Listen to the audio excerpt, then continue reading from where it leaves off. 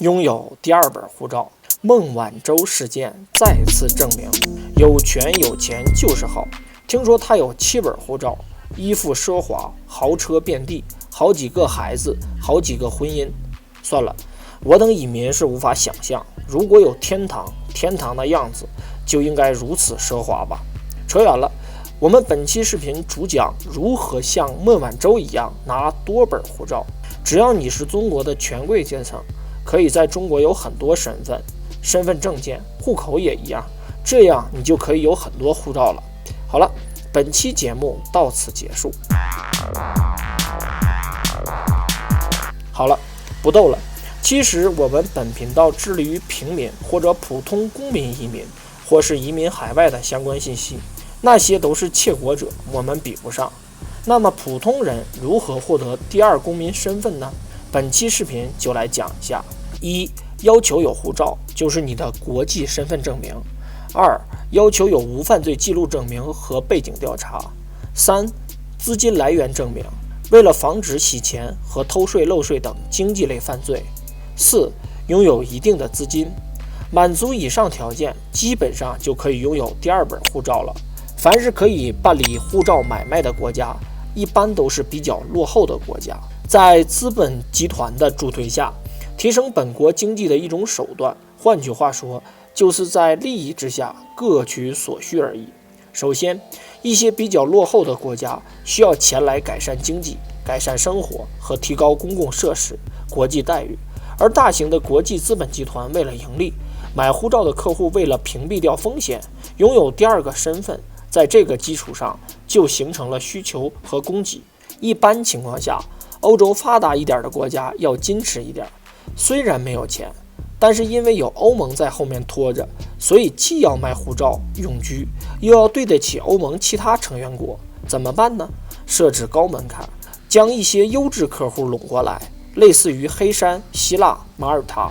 还有的国家很穷，基本没有正常的社会体系，这种国家的护照没有办法矜持，所以这类国家往往一步到位，直接下护照、公民身份等。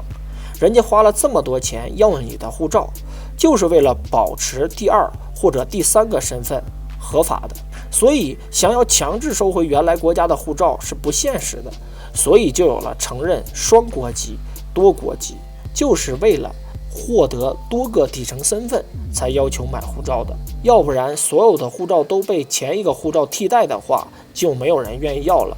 各取所需，各取所需。中国是很大的护照买受国，原因不说都懂。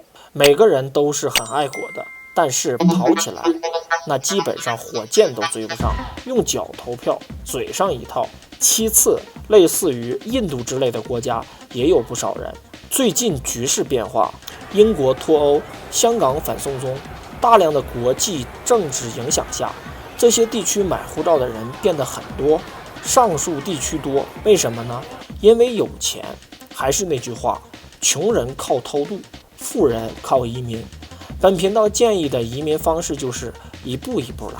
移民不等于移居，可以在国内居住，谁知道呢？如果不小心被党国上缴了护照，只需要偷渡出国就可以使用新护照了。缺点就是现在随着闭关锁国的政策收紧，国内边境建立地雷区和大量的高墙电网，以后出国，尤其是偷渡，越来越难了，基本上就是现代化电子监狱了。所以准备移民就要趁早，国家的大锤还没有瞄准你的时候，你还算是合法公民的时候，把材料准备好。如果资金可以的话，可以把护照先办理下来，放在床头。办理第二本护照，就是即使你在中国有了问题，也可以去第二本护照的国家居住，成为正常公民。如果你不喜欢第二本护照这个国家，你仍然可以用第二本护照移居到其他国家，或者移民到其他国家。因为你在获得第二本护照的时候，基本上已经证明你很有财力，对你移民移居到下一个国家也有很大的帮助作用。如果你没有犯罪，也没有任何问题，第二本护照依然有很大作用，因为所有全球征税都是按护照弄的。换句话说，你可以合理避税，规划全球资产，开离岸公司，开离岸账户。卖护照的国家基本没有遗产税、海外税、赠与税等等，还有海外资本利得税、海外企业税，用来避税变得更加合理高效。所以有财产上这种要求的也可以。很多人说了，我的资产还没有需要合理避税的程度。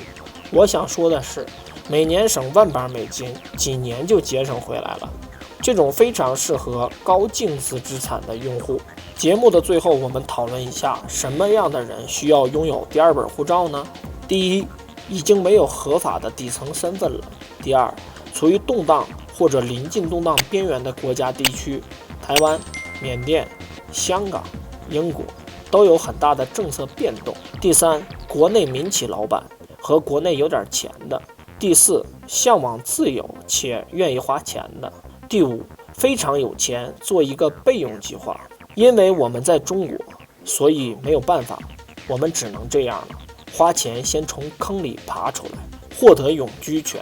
除了拥有第二本护照，就是获得不可撤销的永居权。像希腊、马耳他等国家都会在财政收入不足的时候放出一部分永久居住权到市场上来卖。如果你喜欢我分享的内容，记得点击订阅，并同时点击小铃铛，不错过最新视频。如果对本期视频满意，可以给点个赞。有问题可以在评论区留言。